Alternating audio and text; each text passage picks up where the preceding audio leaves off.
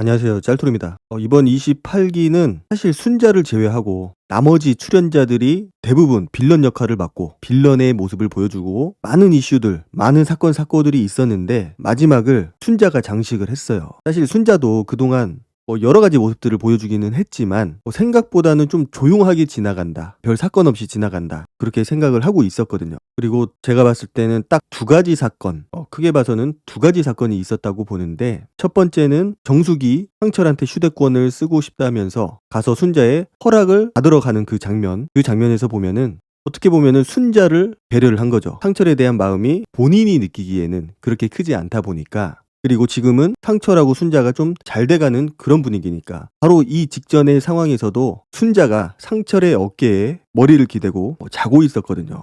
자고 있었던지 아니면 자는 척 했던 건지 어떤 건지는 몰라도 어쨌든 어깨에 머리를 기대고 있었다라는 거. 그것도 사람들이 다 있는 데서. 그래서 어쨌든 본인이 끼어든다라는 생각을 가지고 있으니까 허락을 구하러 간 건데 결과적으로는 정숙의 이런 배려, 이런 행동이 독이 되지 않았나 순자한테는. 만약에 정숙이 진짜 그런 거 모르겠고 나는 내가 쓰고 싶은 사람한테 휴대폰을 쓴다 이런 마인드로 그냥 상철한테 썼다면은 저런 상황은 벌어지지 않았을 거거든요. 그렇다면은 뒷담화 논란은 나오지 않았을 텐데 어쨌든 결과적으로 보면은 그 과정에서 정숙이 실수로 반말을 했었고 그리고 바로 그거를 인지를 하고 사과를 했어요. 말씀드렸지만은 그 상황적으로 봤을 때 어떤 악의가 있었다거나 아니면 어떤 고의성이 있다거나 그래 보이지는 않았거든요. 그리고 그렇게 무례해 보이지도 않았고 어쨌든 바로 사과를 했다라는 거 그리고 기분 좋은 말로 풀어줬어요. 언니가 너무 어려 보여서 그래서 내가 반말을 한 것 같다. 그리고 그 얘기를 옥순한테 가서 순자가 얘기를 하죠.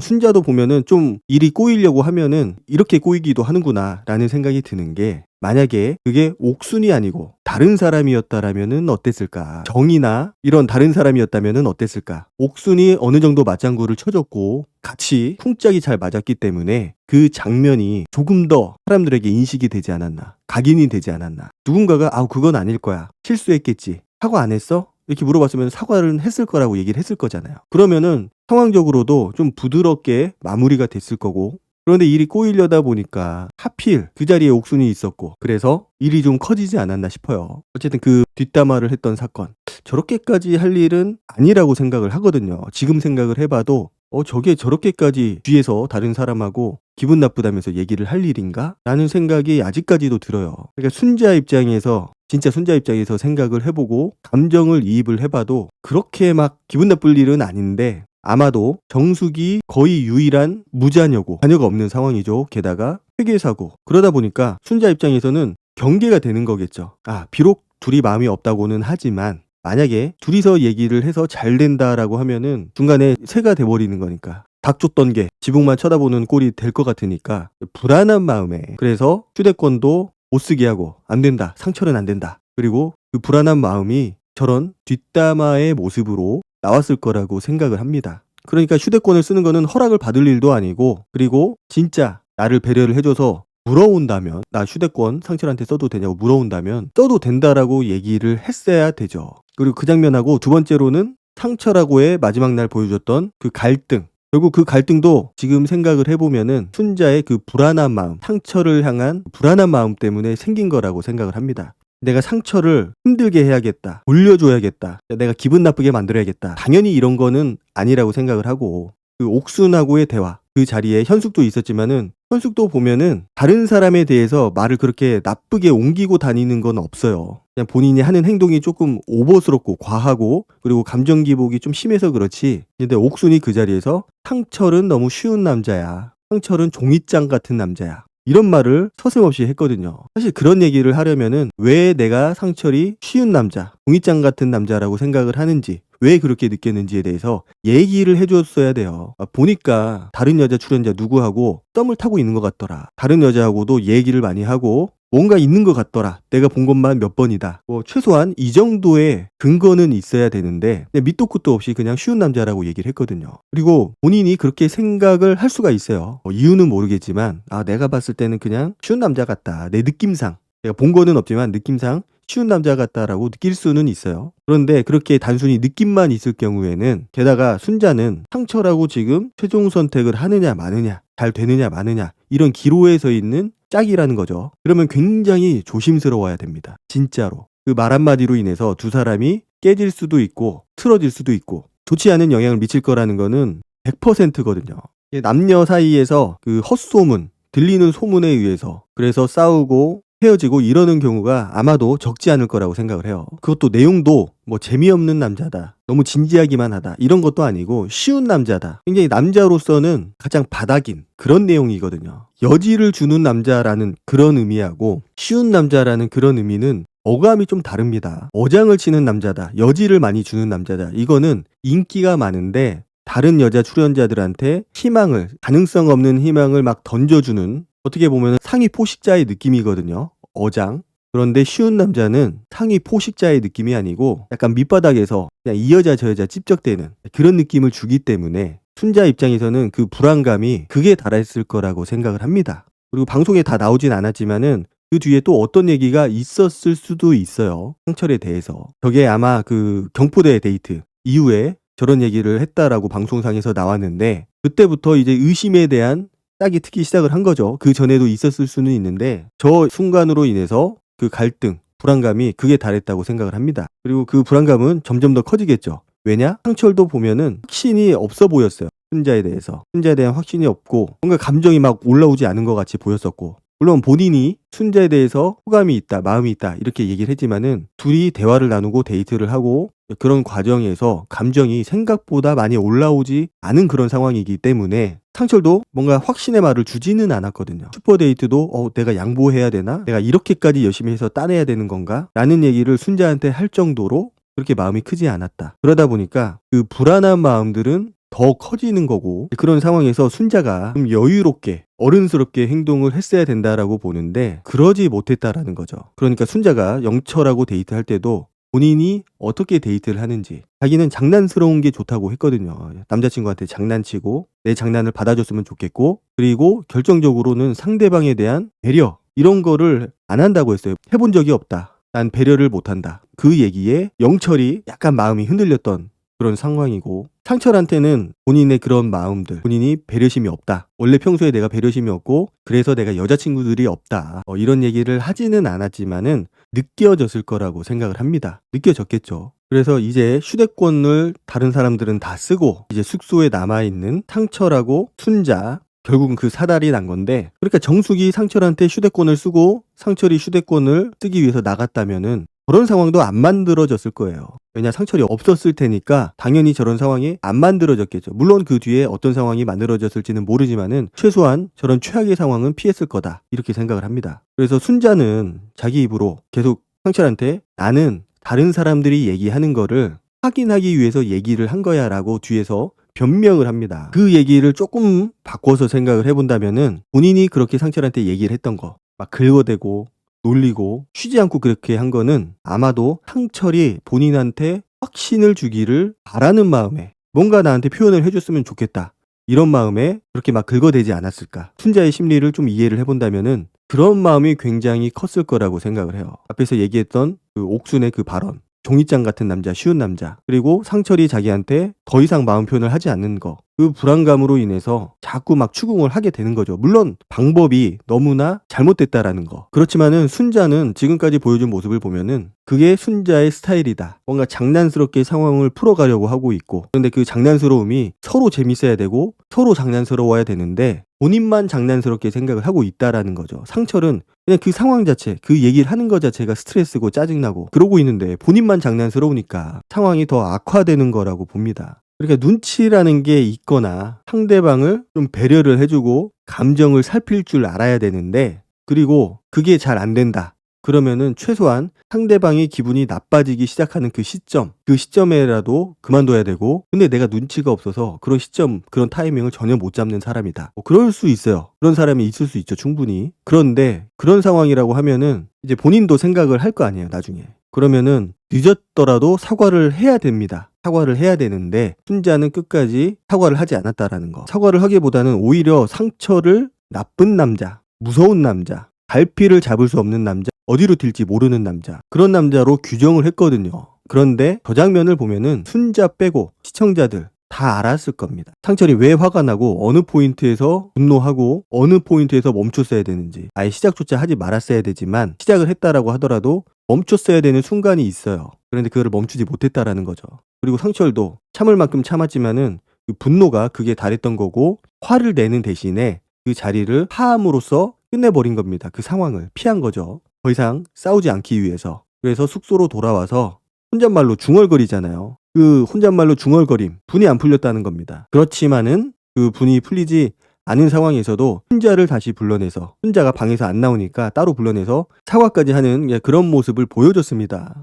사실 보통 남자로서는 하기 힘든 행동이에요. 대부분의 남자들은 어쨌든 본인도 화가 나는 상황이고 감정이 상하는 상태이기 때문에 그냥 그대로 끝났을 거라고 생각을 해요. 사과를 하거나 뭘 풀더라도 다음날 풀었겠죠, 아침에. 그렇지만 저 모습을 보면은 본인의 감정에 대한 컨트롤이 굉장히 뛰어난 사람이다. 물론 상철도 약간 잘 삐지는 그런 경향이 있지만은 지금 이 상황만 보자면은 오히려 더 잘 참고 잘 인내했다라고 생각을 해요. 그리고 상철이 최종 선택을 하기 전에 꽃다발을 주고 결국은 최종 선택을 한 거는 그래도 본인이 순자한테 했던 얘기가 있고 그래도 뭔가 잘해보기 위해서, 그래서 준비를 했던 거라고 생각을 해요. 순자를 향한 마음은 저는 처음에 100이었다라고 하면은 그 최종 선택 순간에는 한 2, 30 정도밖에 안 된다라고 저는 느껴졌거든요.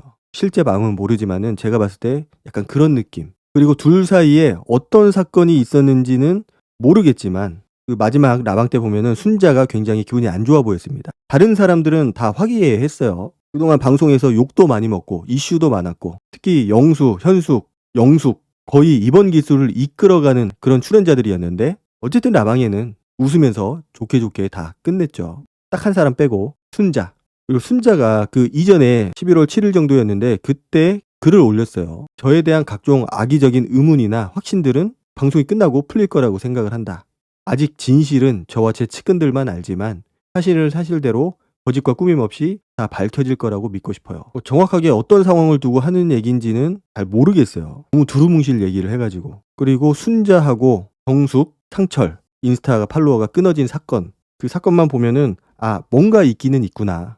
우리가 알 수 없는 그 뭔가가 있구나. 이 정도는 알 수가 있었고, 그리고 14일이죠. 14일 날 인스타를 통해서 사과문, 입장문, 그런 거를 올렸어요. 내용은 특별한 거는 없습니다. 일단 본인이 라이브 방송에서 어두운 표정, 그런 불편한 분위기를 만들어냈던 거, 그 부분에 대해서 시청자들한테 사과를 합니다. 그리고 6개월 전 촬영했던 방송 내용의 충격도 가시지 않은 상태에서 마음을 추스릴 겨를도 없이 생방송에 임하게 됐다. 방송 내용의 충격이라 아마 마지막 장면을 두고 한 얘기가 아닌가 싶어요. 어쨌든 주인공이 돼버렸으니까. 마지막 그 상철과의 사건으로 인해서 본인이 모든 스포트라이트를 받게 됐으니까 그거를 추스릴 시간도 없이 바로 현장 라이브에 임하게 됐잖아요. 그래서 그 부분을 얘기를 했던 것 같고, 어쨌든 그 부분에 대해서 자신이 좀 어두운 분위기를 만들어냈던 거, 거기에 대해서 좀 사과를 합니다. 그리고 현장에서 채팅창을 보여주지 않아서 실시간으로 어떤 글들이 올라오는지 알 수 없었기에 일방적인 발언들만 이어나갈 수밖에 없었다. 채팅창은 일부러 안 보여준 것 같아요. 자, 저거는 사실 시청자들한테 사과를 할 일은 아니라고 생각을 해요. 사과는 제가 생각하기에는 상철한테 해야 된다라고 생각을 하거든요. 그리고 굳이 또 하자면은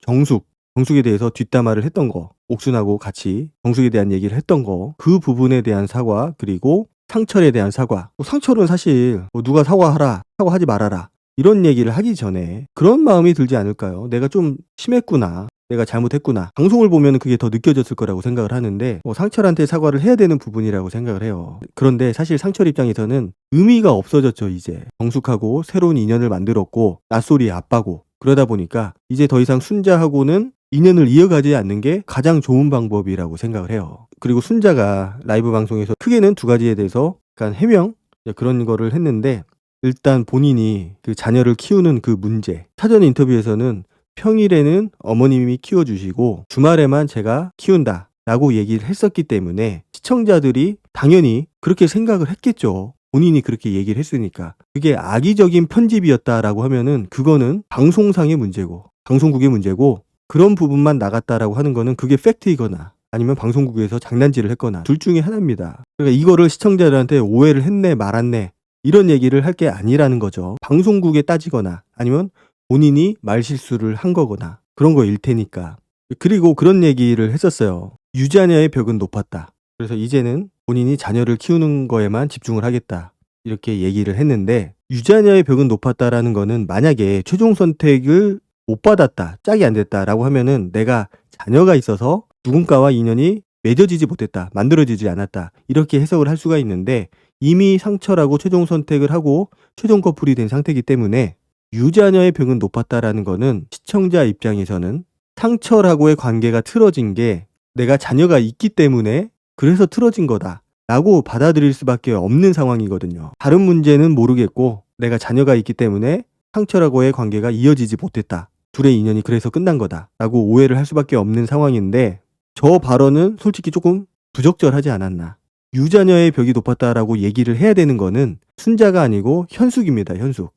현숙은 실제로 상철하고 정리가 된 게 자녀가 3명이라서 상철이 그 부분에 대해서 굉장히 부담감을 가지고 있었고 심리적인 압박을 받고 있었기 때문에 정리를 했거든요. 직접적으로 끝내자라고 하지는 않았지만은 신호를 보낸 겁니다. 현숙한테. 현숙은 그 신호를 받아들인 거고, 그래서 오히려 그 얘기를 해야 되는 거는 현숙인데 순자가 저렇게 얘기를 했다라는 거는 상철이 내가 자녀가 있어서 나를 끝냈다 라는 오해를 할 수가 있습니다. 그렇게 막 적절한 단어는 아니었고 적절한 내용도 아니었다라고 생각을 해요. 뭔가 진짜 억울한 게 있으면은 그 부분을 좀 풀어서 얘기를 해주거나, 그런 게 아니면은 진짜 별거 아니고 좀 사소한 거라고 생각을 하면은 그냥 묻고 지나가는 게 가장 좋은 방법이라고 생각을 해요. 지금까지의 나는 솔로 라방을 보면은 진짜 엄청난 사건이 아닌 이상은 그냥 내가 잘못했다, 내가 부족했다, 약간 상황을 심각하지 않게 만들고 좀 부드럽게 만들면서 사과를 하고 인정을 하게 되면은 그 사람이라는 게 또 마음이 약하거든요.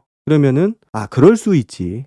현숙도 벌써 분위기가, 여론이 우호적으로 변했어요. 그렇게 어려운 게 아니거든요. 그리고 순자가 그 얘기를 하는 순간, 유자녀의 벽은 높았다라고 얘기를 하는 순간 상철의 표정이 너무 안 좋았어요. 마치 방송에서 순자하고 상철이 싸웠다라고 하는 거는 안 맞는 것 같긴 한데, 어쨌든 순자가 계속 다그치고 긁어대는 그 장면에서의 상철의 표정처럼 어둡게 변했어요. 그리고 정숙이 손을 잡아줍니다. 자, 여기는 굳이 말을 하지 않아도 어떤 분위기이고 어떤 상황인지 저는 알 수 있을 것 같아요. 분명히 어떤 사건들이 있었고 정숙도 알고 있겠죠. 상철도 알고 당연히 순자도 알고 있고. 그런데 순자가 방송에서 보여줬던 그 모습, 본인이 어쨌든 실수하고 잘못한 부분이 있었는데 그거를 인정하고 사과를 하고 그렇게 정리하지 않은 모습을 보면서 순자의 말에 이제 100% 신뢰를 할 수가 없는 상황이 만들어졌다라고 생각을 해요. 오히려 상철을 이상한 사람이다, 언제 화낼 줄 모르는 사람이다, 무서운 사람이다, 이렇게 규정을 지어버렸고,